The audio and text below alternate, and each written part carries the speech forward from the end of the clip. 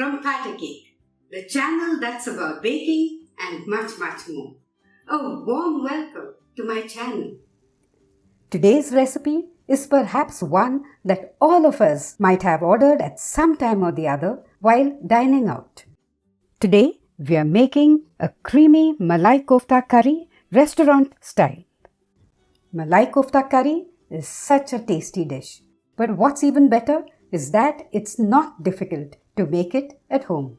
That is, if you follow the special tips I have for you, then cooking this in your own kitchen will be a breeze.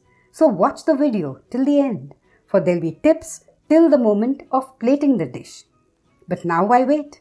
Let's start making this hot favorite Malai Kofta Curry restaurant style right now at Batter Cake.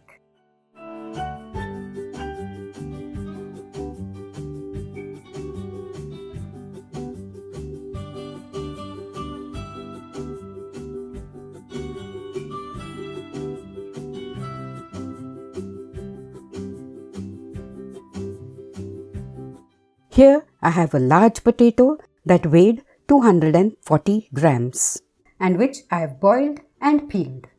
You could use 2 smaller potatoes of a similar weight instead.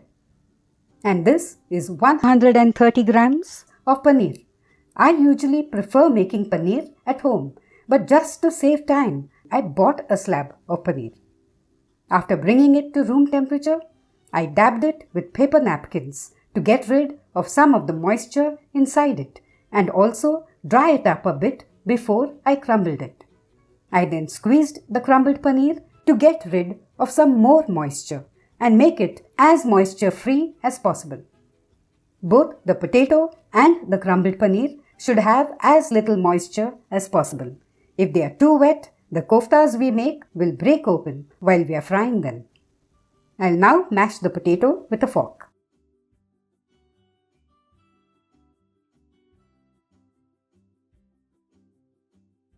To dry the paneer and mashed potato some more, I'll keep them in the fridge uncovered for around 30 to 40 minutes. Now that these are dry enough, we can start preparing the koftas. To a large bowl, I'll now transfer the mashed potato, crumbled paneer,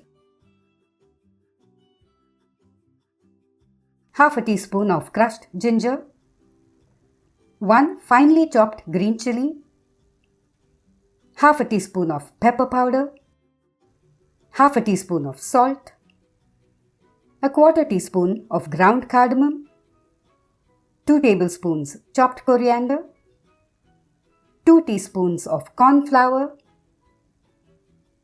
and 2 tablespoons of maida or all-purpose flour. Let's mix everything together and knead it really well for around 3 to 4 minutes to form a soft, smooth mix with a dough-like consistency. This step too is important to keep the koftas from breaking.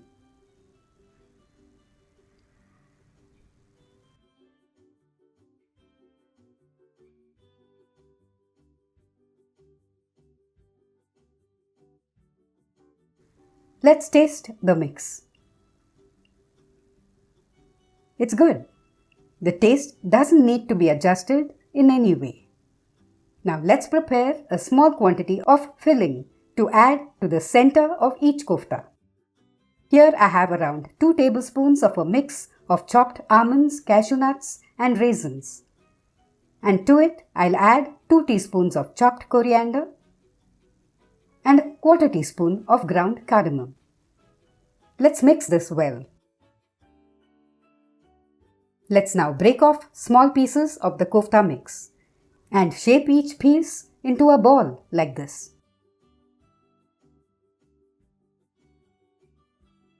Then I'll press my thumb down into the top of each ball to give it a cup shape. Let's place a little of the filling inside, draw the edges of the cup shape together and close the mouth. I'll now roll it between my palms to form a ball with a smooth outer surface. We'll roll each ball in maida and then dust off the excess flour.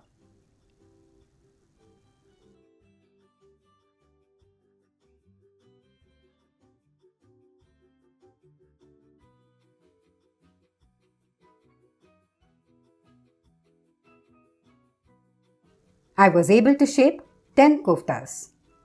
These koftas can be either deep fried or shallow fried.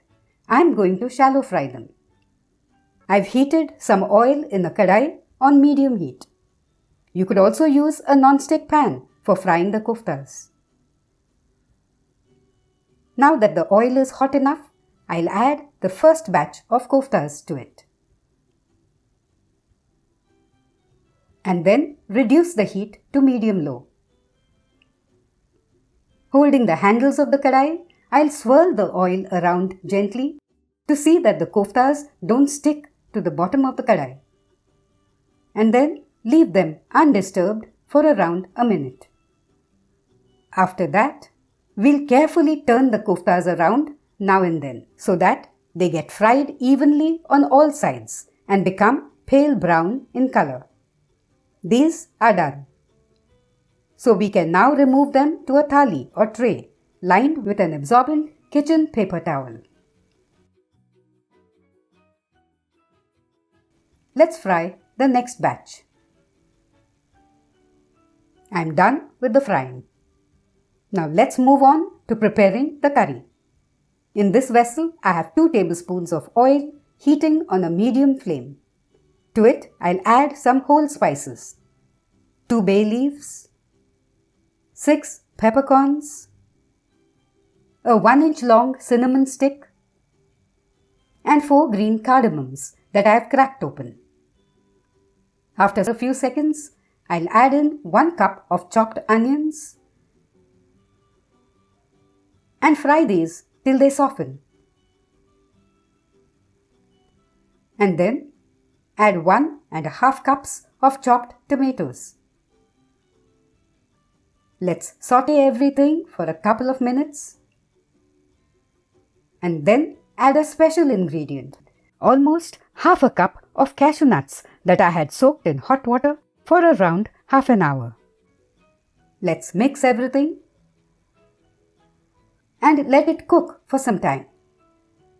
In the meanwhile, to this bowl in which I have 1 teaspoon of crushed garlic and 1 teaspoon of crushed ginger, I'll add 1.5 teaspoons of ground cumin, 2 teaspoons of coriander powder, 1 teaspoon of chili powder, and half a teaspoon of turmeric powder. Now let's make a slurry by adding half a cup of water to the bowl.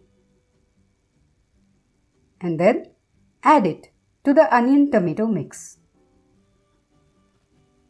We prepared a slurry like this instead of adding the powdered spices directly to the oil to ensure they don't get burnt in the oil and lose their flavor. Next, we'll add 1 teaspoon of sugar, half a teaspoon of salt, and 1 cup of water. Let's give everything a good stir. When the mixture comes to a boil, we'll reduce the heat to low, cover the vessel, and let the mixture cook for around 5 to 6 minutes.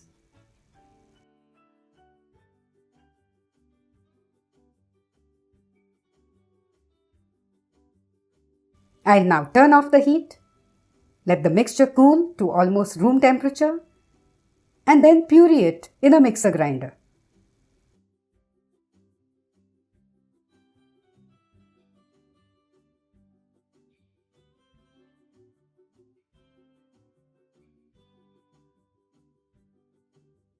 In the same vessel as before, I'll heat 1 tablespoon of oil and 2 tablespoons of butter. And when the butter has almost melted, turn off the heat. Now let's strain the thick pureed mix directly into this vessel,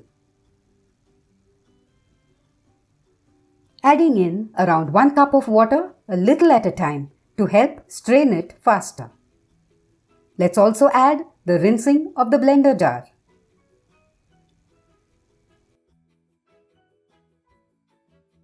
Finally, let's rinse the fibrous residue in the strainer with a little water and then discard it.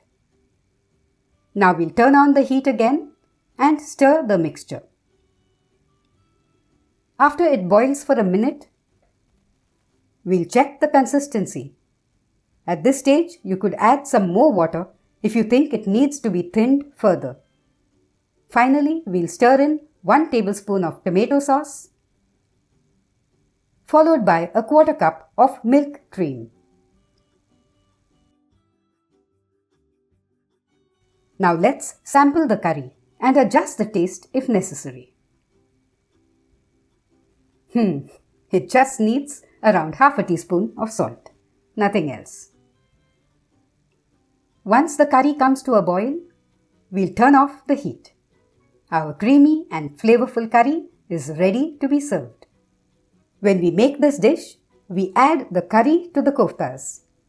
However, if you want to do the opposite and add the koftas to the curry, do this after turning off the heat. The koftas are too delicate to be boiled in the curry. Now let's arrange a few koftas in a serving platter and then pour some of the curry over them. Let's add a dash of milk cream and some chopped coriander to the top of the koftas as a garnish. Now let me show you how soft the koftas are. While the koftas are deliciously soft, the curry is rich and creamy. A final tip: to be absolutely sure you've got the kofta mix right, make just 1 kofta first and then try frying it. If it doesn't break and stays intact, go ahead and shape the rest of the koftas. But if the trial kofta falls apart, then add 1 or 2 tablespoons more of maida to the mix and knead it again well. And then make the koftas with the adjusted mix. Hope you liked today's video and will give my luscious restaurant-style Malai Kofta curry a shot. Don't forget to give this recipe a thumbs up and subscribe for more tasty recipes. Until we meet again, happy cooking!